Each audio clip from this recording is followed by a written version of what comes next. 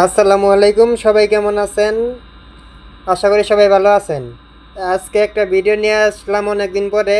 গানটা একটা ভিডিও গান বা ছন্দ আছে এর লগে, সবাই শুনে যাবেন, বেশি বেশি করে শেয়ার করবেন। বাইরে মনে হয় আমার মালয়েশিয়া প্রবাসী, আমিও সৌদি আরব প্রবাসী। যাই হোক, অত কথা না বাড়াই, গানটা সবাই শুনে আসি চলেন। অনেক মজার একটা গান, গানের লগে আবার ওই ছন্দ। আর ভাইরা যা বলছে সবই সত্যি কথা বলছে, চলেন আমরা সবাই শুনে আসি। আর সবাই কিন্তু একটা করে লাইক দিয়ে যাবেন যদি ভালো লাগে। হে ভাই, বিয়ে করেন না কে? জানতে বেকুল প্রাণ।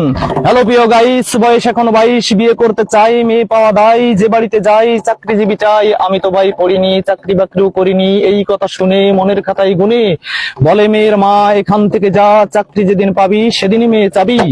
আপন করে নিল না, নাস্তা পানি দিল না, করে দিল পর, হতে পারিনি বর, স্বপ্ন নিয়ে বুকে বেড়াই ধুকে ধুকে। চিন্তা করে নিলাম, বিধির জানাই দিলাম, শত আঘাত সইব, এই ভুবনে আমি স্বাধীন চিরকুমার রইব। হঠাৎ একদিন শুনি বলে জ্ঞানী গুণী, সেই মেয়ে গেছে পালায়, বাপ পড়েছে জ্বালায়, ধরলাম হাতে নাতে এক রিক্সাওয়ালার সাথে।